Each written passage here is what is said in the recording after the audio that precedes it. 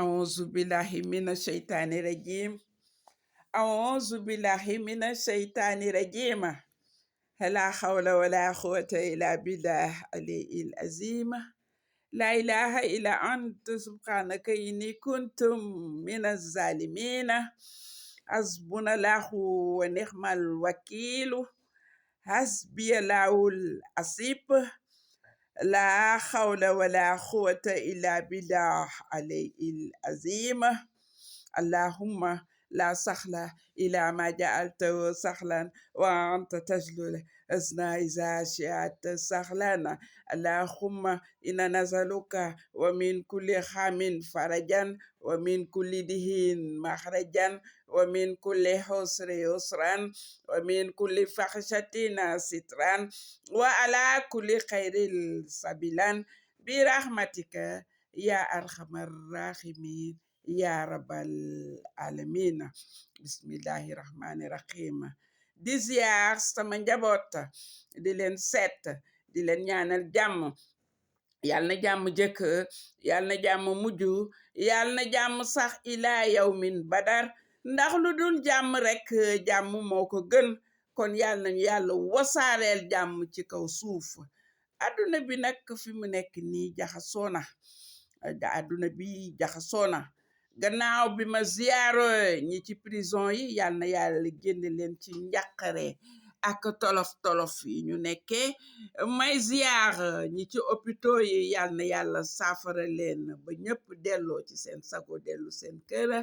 di ziyaar waaye ñàkk yi yal na yàlla am lu mu def ci seen ay poche ba ngeen mën a dal ndax ak dal ci la lépp xacc. maa ngi ñaanal ñi feebar amuñu lu ñu fajoo yal na yàlla yombalal leen. ñi nekk ci jafe-jafe yal na yàlla yombal yépp. ñi xiif yal na yàlla bette leen xéewal gu baawaan saawaan. man nag Mariama tàmm naa man bu may sujjootee man man je suis ambitieuse.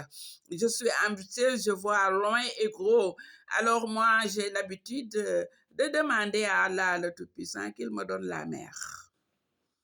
man géej laay ñaan man boo amee géej di nga may ba may say noon géej Bambulaan moom lay ñaan parce que impossible ne se situe et ne se situera jamais au regard d'Allah le Tout-Puissant qui a dit demandez ce que vous voulez et un de ces jours viendra, je vais vous les offrir.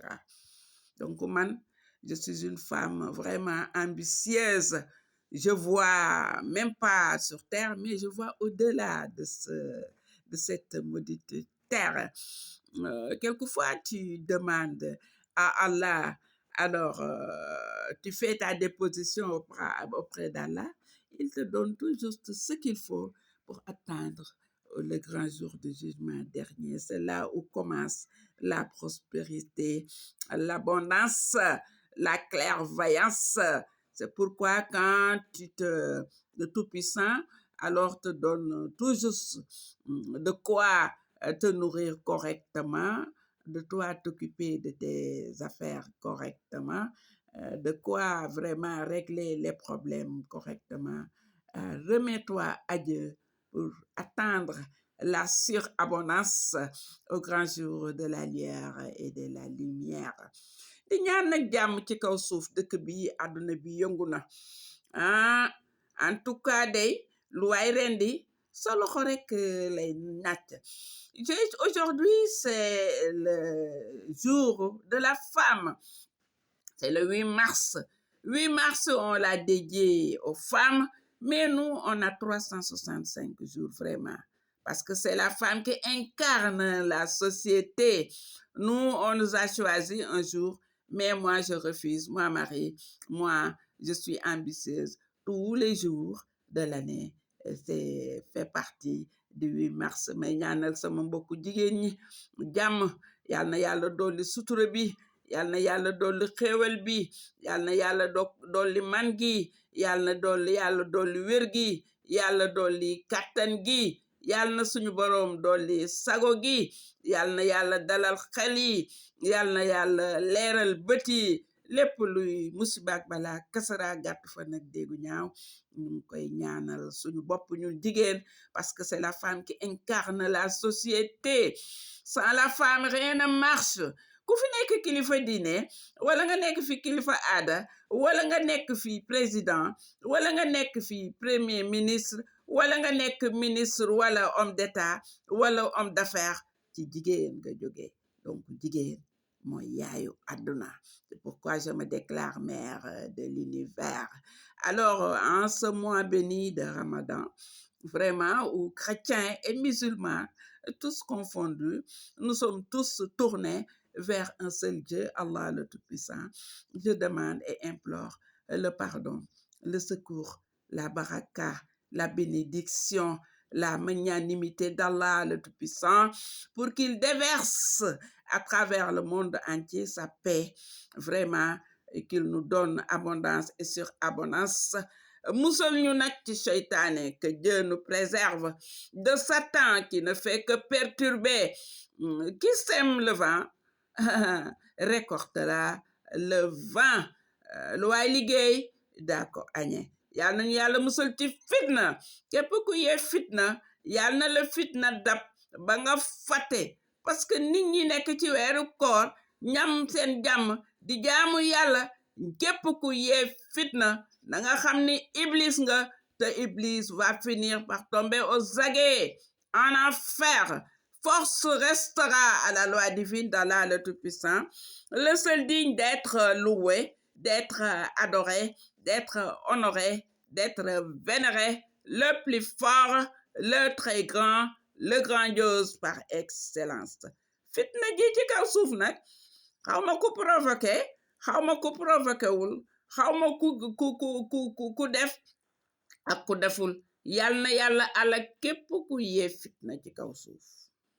Man Mariama loolu laay ñaan, parce que kuy xañ nit ki nelaw, xañ ko jàmm, tere ko doxi soxlaam, nitu fit nga, te fit nitu fit na yépp yal na leen yàlla boole ci kàmbu safara gu tàng ji. ñu ñaanal dëkk bi jàmm. Képp ku julli, que tu sois chrétien, musulman, prions pour la paix sur terre et l'au-delà. Sans la paix, on ne peut rien régler. Et quiconque commet l'erreur ou la bêtise de créer le désordre et la zizanie, tu purgeras un de ces jours ou en enfer, parce que le plus fort n'est tout autre qu'Allah le Tout-Puissant. Yal na yàlla defal jàmm jullit yépp, yal na yàlla defal leen jàmm. Ku dul jullit yal na la yàlla gindi ba doole boole la ci jàmm. Waaye fitna ji ci kaw suuf, guerre bi, képp ku sujjoot war nga ñaanal àdduna jàmm, ndax ñi ci kaw bu ñu amul jàmm ñun ñi ci suuf dinañ ko yëg. Le monde est en ébullition. Partout, il y a la flamme. Partout, il y a les flammes. Il y a ce grand brasier. Que Dieu nous en préserve. Alors, guerre moom du indi lu dul disette. La disette mooy bekkoor, te bekkoor bu ñëwee ñëpp yëgandoo ko. Dawul pétrole bi day yokku mu metti, essence dootul am. Yàlla nañu yàlla suturaal ba yooyu yëpp ñu bañ ci yegg. Dund gi dafay metti ndax ñun suñ dëkk yu ndaw yi ñun da lépp dañ ko importer, kon dund gi dafay metti. Yàlla nañu yàlla oyofalal yépp, na ñëpp jàpp, na ñëpp julli, na ñëpp sujjoot, nañu bokku tuub, baalunte ak te vouer à un seul Dieu, le seul digne d'être honoré, le capable, le seul capable, le très capable, le franc, le sincère, le véridique. Il est l'abondant, il est le surabondant, il est le chaste en question. À Allah le secours, à Allah la promptitude, à Allah l'aide. Yal nañu yàlla dolli jàppale dans l'union et la solidarité, quelle que soit la religion. Prions Dieu pour qu'il fasse descendre sa paix, sa bénédiction, sa baraka, l'abondance la surabondance, que Dieu nous préserve des tourments atroces de l'enfer. J'ai chanté la femme en wolof, je vais aussi chanter la femme en français, parce que c'est la femme qui incarne la société.